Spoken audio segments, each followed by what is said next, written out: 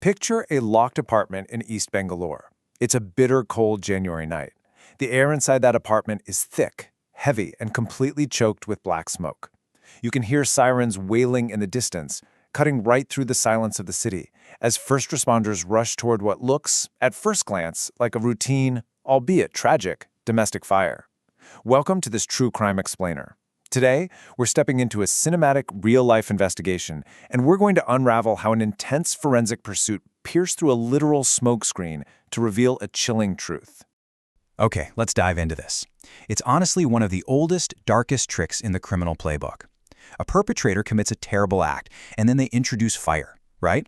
They're hoping the flames will just devour all the evidence, destroy the timeline, and literally burn the truth to ashes. But in our modern era of forensic science, does fire actually work as a cover-up? We're going to explore the fascinating and frankly terrifying intersection of criminal deception and forensic pathology to answer that exact question. So let's set the scene. It's January 3rd, 2026. We're in Subramanya Layout, a residential area over in East Bengaluru. Inside a locked two-bedroom rented flat lies Sharmila. She's a 34-year-old unmarried techie working for Accenture. And when the heavy front door is finally breached by emergency services, she's found lying entirely motionless on the floor near the kitchen, completely enveloped in atmospheric smoke. Now, to really understand what happened here, we have to look at the timeline, because Sharmila was completely, utterly isolated that night. Her roommate had actually been away in Assam since mid-November. The timeline of this night is chillingly tight. Notice this window of opportunity. Around 9 p.m., someone unlawfully enters the flat. By 10:15 p.m., a fire suddenly breaks out in the spare bedroom, and just 15 minutes later at 10:30 p.m., firefighters shattered the illusion of a quiet night by breaking down that locked door. And initially this scene successfully fooled everyone. First responders, the fire department, even the police took one look at the locked door, the heavy smoke, and the unconscious victim, and they naturally drew the most logical conclusion. Police Inspector G.J. Satish even noted that everything pointed toward an accidental fire sparked by an electrical short circuit. They assumed it was just a tragic, accidental death by smoke inhalation. It was the perfect illusion. But here's the thing about investigations. They often turn on a single anomaly, a gut feeling. In this case, Sharmila's close friend K. Rohit heard the official police theory, and he simply couldn't accept it. Something felt deeply, terribly wrong. He took his suspicions straight to the police, and honestly, that push from a grieving friend was all it took for investigators to shift their perspective, register an unnatural death case, and take a much closer look. And boy, when the forensic and medical teams actually conducted the autopsy, that perfect illusion completely shattered. Doctors found bleeding injuries on her hands, clear, undeniable signs of a physical struggle that made zero sense for accidental burns. But the absolute most damning evidence? Sharmila didn't die from inhaling smoke. She died from suffocation, inflicted before the fire was even started. To understand exactly how the experts knew this for a fact, we need to take a quick step back and look at the broader science of post-mortem burns. Like, why do killers use fire in the first place? And why does forensic science almost always catch them? Setting a body on fire after death is this highly calculated, desperate attempt to literally rewrite the narrative of a crime scene. Now, what's really interesting about this slide is the research detailed here from the Medica Journal of Clinical Medicine. This is an incredible 8-year retrospective study out of Aurangabad. Out of nearly 20,000 autopsies, researchers isolated the very rare cases where fire was used specifically to cover up homicides. This gives us the exact scientific framework we need to understand what happened in that Bengaluru apartment. So, the medical journal basically outlines 3 primary motives, both psychological and practical, for staging a fiery accident. First, killers want to destroy the victim's identity. Second, they want to transpose or swap out the true cause and manner of death, making a brutal murder look like a random accident. And third, they want to destroy trace evidence like DNA, fibers, or fingerprints. The killer in Bengaluru was clearly banking on all 3 of these things working.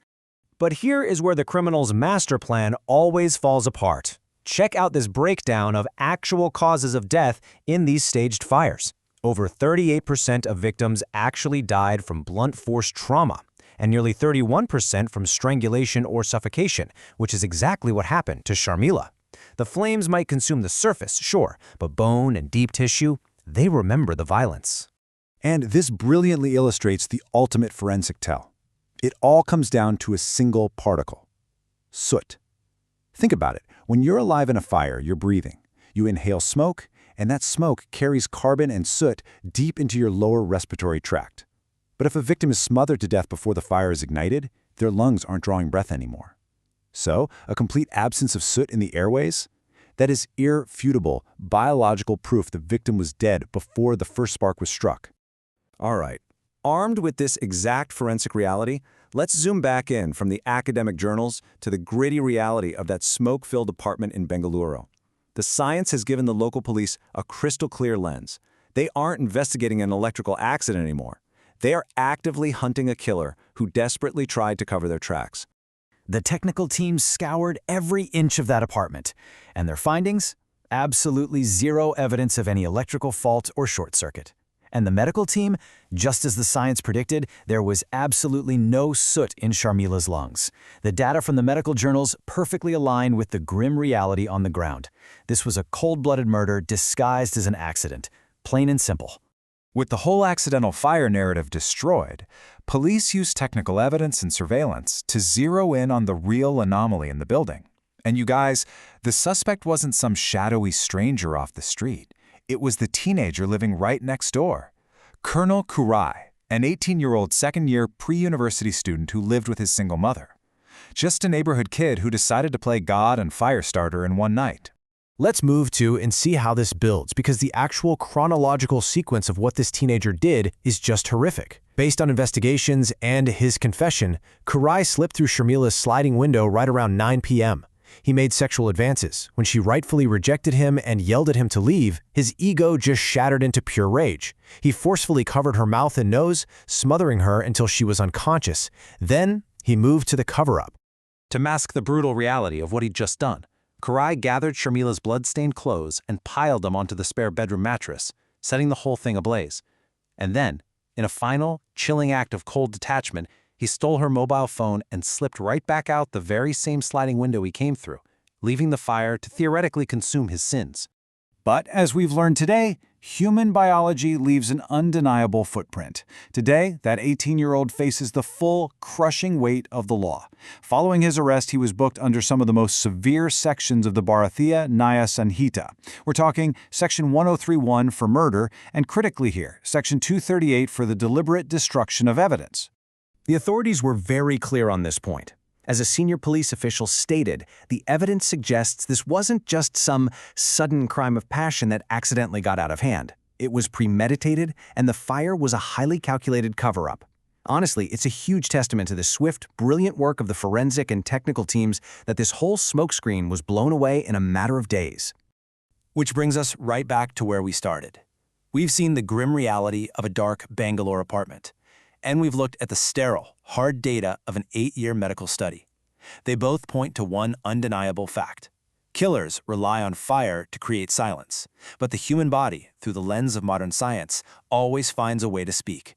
So I leave you at this to reflect on.